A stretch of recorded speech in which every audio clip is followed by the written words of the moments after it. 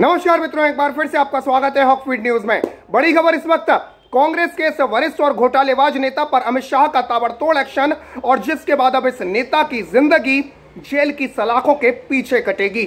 दरअसल कांग्रेस का राज इस देश पर जितने साल रहा उससे कहीं ज्यादा इस देश को कांग्रेस ने घोटाले दे डाले, यानी कांग्रेस का राज घोटालों का राज। अगर आप भी सहमत हैं तो खबर को शेयर कीजिएगा, कमेंट में अपना जवाब दीजिएगा। फिलहाल आपको बता दूं कि बात कर रहा हूं मैं अगस्ता वेस्टलैंड घोटाले मामले की। दरअसल अगस्ता वेस्टलैंड घोटाले मामले में मुख्य गवाह चार्टर्ड अकाउंटेंट राजीव सक्सेना ने चौंकाने वाले खुलासे किए हैं और कांग्रेस के कई दिग्गजों के नामों का पर्दाफाश करके रख दिया है। सबसे पहला नाम जो आ रहा है वो है कमलनाथ के भांजे का नाम, रतुल पुरी का नाम। दरअसल आपको बता दूं कि कमलनाथ मध्य प्रदेश के पूर्व मुख्यमंत्री रह चुके हैं, घोटालों में नाम सामने आया है, और अब कमलनाथ के भांजे रतुल पुरी का नाम अगस्ता वेस्टलैंड हेलीकॉप्टर खरीद घोटाले मामले में सामने आ रहा है। रतुल पुरी पहले ही गिरफ्तार हो चुका है और फिलहाल जमानत पर बाहर है। इसके अलावा घोटाले से जुड़े राजीव सक्सेना ने ईडी के सामने दिए बयान में कमलनाथ के बेटे नकुलनाथ और पूर्व विदेश मंत्री सलमान खुर्शीद का भी नाम लिया है, यानी ये कांग्रेस के नेता भी इस घोटाले में लिप्त थे, ऐसा कहना है राजीव सक्सेना का। वैसे सलमान खुर्शीद ने घोटाले से किसी तरह के संबंध से साफ इनकार किया है, लेकिन राजीव सक्सेना जो कि मुख्य गवाह है, चार्टर्ड अकाउंटेंट हैं, उन्होंने सलमान खुर्शीद, कमलनाथ के बेटे नकुलनाथ और कमलनाथ के भांजे रतुल पुरी का नाम सीधे सीधे लिया है। पूरा मामला क्या है, दरअसल आपको बता दूं 1788 करोड़ का अवैध कारोबार, 149 करोड़ का लेन देन, और ये सारी चीजें की गई। दरअसल कोई मिलिट्री डील ऐसी नहीं थी कांग्रेस के राज में जो कि बिना घोटाले के पूरी हो सके, यानी वो हथियार जो कि देश की सरहदों पर रक्षा के लिए लगाए जाते हैं उनमें भी घोटाले किए गए, चाहे वो बोफोर्स का मामला हो या फिर अब ये अगस्ता वेस्टलैंड हेलीकॉप्टर खरीद घोटाले का मामला। आपको बता दूं कि इस मामले में राजीव सक्सेना ने प्रवर्तन निदेशालय की पूछताछ में बताया है कि किकबैक को किन माध्यमों से और किन कंपनियों में निवेश के जरिए लेन देन किया गया। इसके साथ ही रक्षा दलाल सुषेण मोहन गुप्ता और मध्य प्रदेश के पूर्व मुख्यमंत्री कमलनाथ के भतीजे या भांजे हैं रतुल पुरी के रोल के बारे में भी खुलासा किया गया है। राजीव सक्सेना को ईडी ने दुबई से प्रत्यर्पित किया था और उसकी 385 करोड़ रुपए की संपत्ति को अटैच कर दिया था। फिलहाल राजीव सक्सेना जमानत पर बाहर है और इस मामले को लेकर पूरी तरह से तथ्यों का खुलासा राजीव सक्सेना नहीं कर रहे हैं और इसलिए ईडी उसे अप्रूवर से हटाना चाहती है। ईडी को पता चला है कि राजीव सक्सेना की कंपनी को क्रिस्टियन मिशेल की कंपनी से 7 करोड़ रुपए का निवेश प्राप्त हुआ था और इंटरस्टेलर टेक्नोलॉजीज में सक्सेना की 99.9% की हिस्सेदारी थी। मिशेल को दिसंबर 2018 में प्रत्यर्पित किया गया था और फिलहाल वो जेल में है।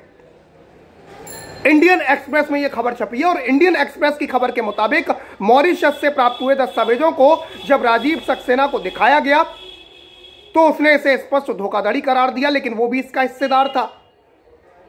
और इसी तरह सुषेण मोहन गुप्ता ने डीएम पावर और डीएम साउथ इंडिया हॉस्पिटैलिटी नामक 2 कंपनियों में निवेश किया।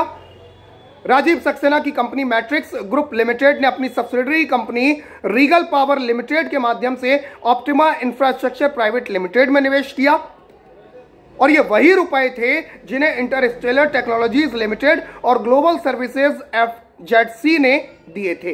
ग्लोबल सर्विसेज एफजेडसी के बारे में राजीव सक्सेना का कहना है कि उससे मिले पेमेंट को ही रतुल पुरी ने निवेश के लिए व्यवस्थित किया था और सक्सेना का कहना है कि वो उस समय इस बात से अनजान था कि इस कंपनी को भी अगस्ता वेस्टलैंड से फंड्स मिले थे।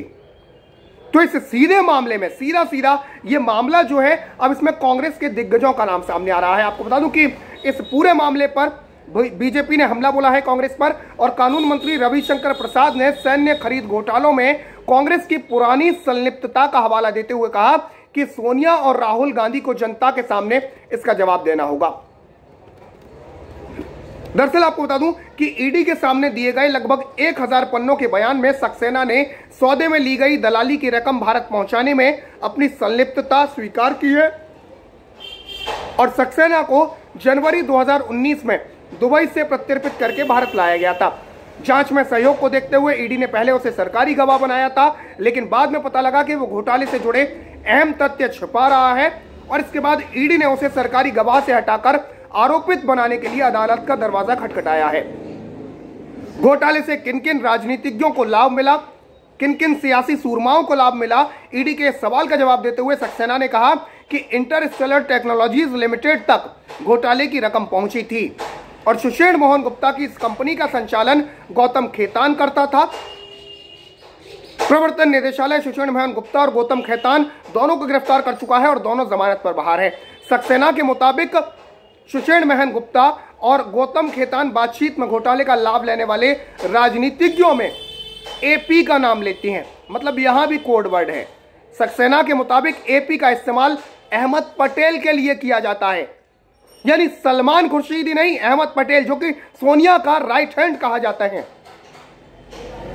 सक्सेना ने यह भी बताया कि इंटरस्टेलर टेक्नोलॉजीज और ग्लोबल सर्विसेज के मार्फत दलाली की रकम मोजरबियर कंपनी है और ऑप्टिमा इन्वेस्टमेंट तक पहुंचती थी, जो रतुल पुरी और उसके परिवार की कंपनी है। अपने बयान में राजीव सक्सेना ने एक अन्य कंपनी प्रिस्टाइन रिवर इन्वेस्टमेंट का नाम भी लिया है और प्रिस्टाइन रिवर इन्वेस्टमेंट से राजीव सक्सेना और सुषेण मोहन गुप्ता के पास ब्रिज फंडिंग के मार्फत धन पहुंचता था और सक्सेना के मुताबिक प्रिस्टाइन रिवर इन्वेस्टमेंट का प्रबंधन कमलनाथ के बेटे नकुलनाथ के लिए जॉन डॉकरटी संभालता था। इस तरह इंटरस्टेलर टेक्नोलॉजीज और ग्लोबल सर्विसेज का इस्तेमाल प्रिस्टाइन रिवर इन्वेस्टमेंट के लिए लोन के पुनर्भुगतान के लिए किया जाता था।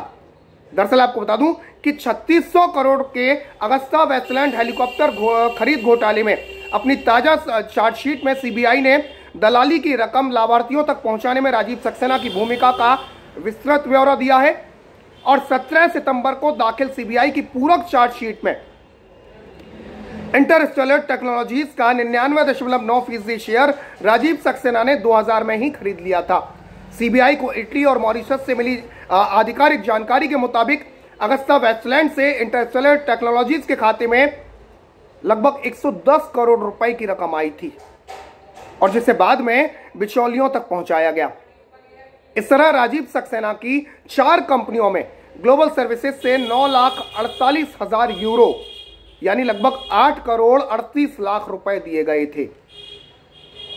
तो आप समझ सकते हैं कि राजीव सक्सेना का खुलासा और एक नाम नहीं, कमलनाथ के भतीजे या भांजे रतुल पुरी, बेटे नकुलनाथ, सलमान खुर्शीद, अहमद पटेल, ये सारे नाम कहीं ना कहीं सामने आ रहे हैं।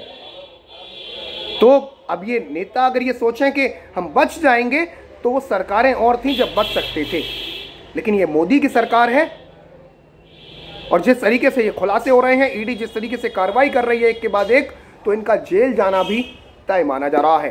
फिलहाल के लिए इतना ही। जय हिंद, जय भारत, नमस्कार।